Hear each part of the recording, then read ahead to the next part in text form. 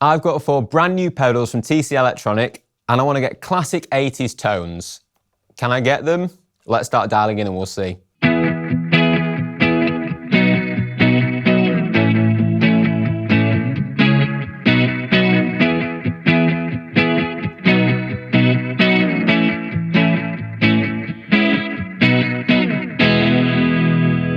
So these are the 4 pedals in question then. You've got the SCF Gold, which is a new reissue of TC Electronic's first ever pedal, released in 1976. This is a mixture of chorus and flanger, which to my ears is instantly reminiscent of kind of vintage 80s modulation sounds. Next to it, you've got the Bucket Brigade analog delay, named after the chips that gave the original units their distinctive tone. For the big 80s stack sounds, we've got the Impulse IR Loader cabinet simulator. And then to finish it off, we've got the Infinite Sample Sustainer, which is a really useful tool for adding texture, and it allows you to add pad-like tones underneath your dry signal, which rounds off the kind of OTT sounds of the 80s that we're going to be looking for. So all that's left to do now is plug them in and dial in and see what we can get out of them.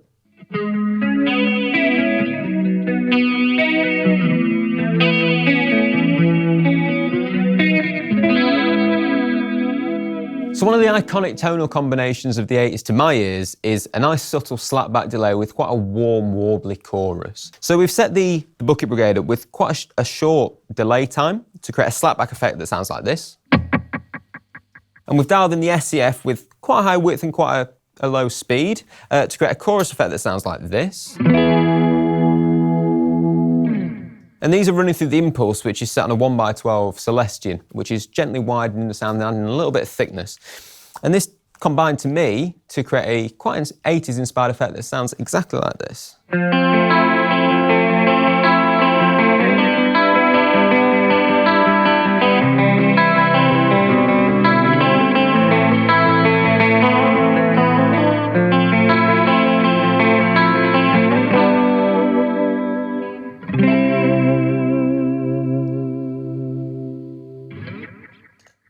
I really like that. I think the chorus gently thickens your tone really nicely and the slapback effects adds that lovely depth to your sound. So it's all enhancing your tone as well as adding that vintage 80s vibe. If you're looking for something a little bit more extreme, a slightly more affected tone, but still absolutely within the realms of 80s soundscapes, then this one might be a little bit more up your street. So with the delay, we've increased the delay time and the depth to create a slightly longer delay that sounds a little bit like this. And with the chorus, we've actually decreased the width a little bit, but massively increased the speed and intensity to get a slightly more, a warmer, warblier chorus that sounds a little bit like this. Running through the same 1x12 Celestion cab, but we're actually going to use Infinite in this playing example because it's really useful to instantly add texture and create pad-like sounds that are very reminiscent of 80s production choices.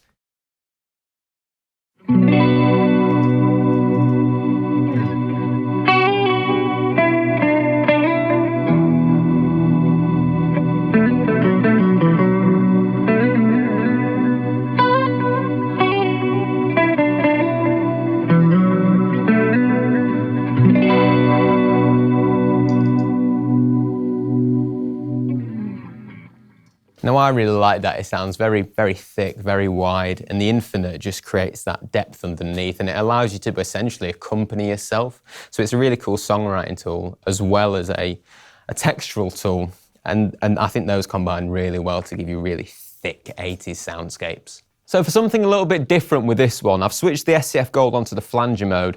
Now I really like flanger as opposed to chorus because it's a little bit more dynamic. It gives you a pulsing quality, a slightly less static tone.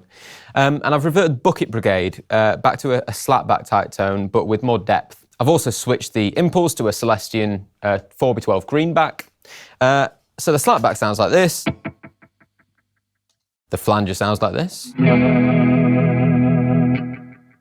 And this is what that tone sounds like.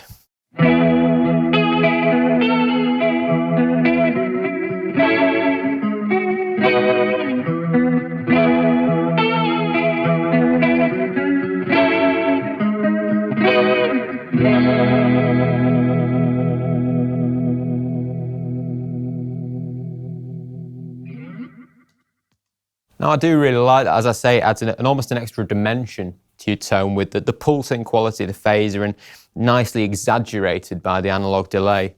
And it comes together to offer a tone that's Reminds me of kind of some of the indie records from the 80s more than anything else.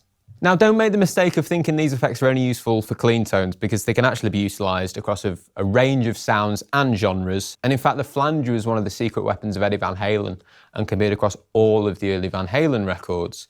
So in that vein, this tone I've picked out, I've gone for the Engel G12M Heritage setting on the Impulse, and I've cranked it to really drive the output, much like the actual cab and amp would. I've gone for a heavy touch of flanger with the intensity about 4, and a very, very slight slapback delay just to thicken what's there.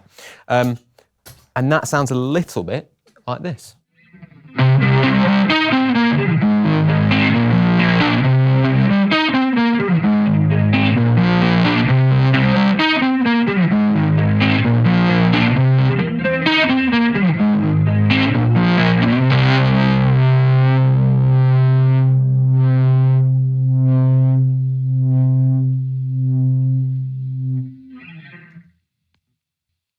Now, I think that sounds amazing. I think the pulsing quality of the flanger, when coupled with the high levels of gain, create a really interesting sound. Certainly one a lot more interesting than just the gain on its own. And a special mention should go to the Impulse, because cranking that tone control really does bring out the sound of a cranked stack amp. And when you consider we're only using a kind of a Fender Princeton reverb, it shows the power of that little pedal in its ability to capture the sound of these classic iconic amps.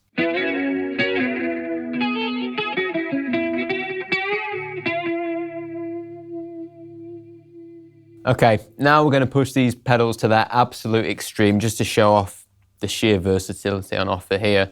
The beauty of analog delay as opposed to digital is that once you start to crank the feedback control, it starts to self-oscillate, and this unlocks a myriad of tonescapes that you can play with and mess with. And so I'm going to have a bit of fun with it here and show you what these pedals can really do.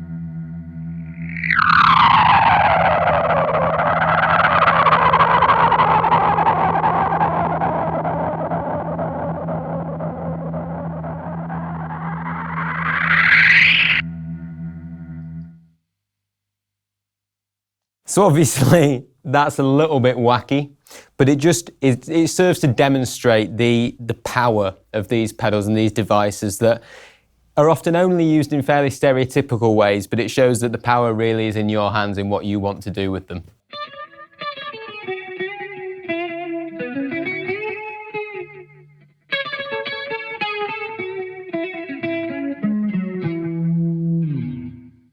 So I think we've shown here the kind of sheer versatility of these pedals and their ability to really accurately capture the vintage vibe and to what my ears is the over-the-top sounds and textures of the 80s. If you want any more information on any of the 4 pedals, please head to the Gear for Music website. If you've enjoyed this content, please like and subscribe. I've been Tom for Gear for Music. Thank you for watching.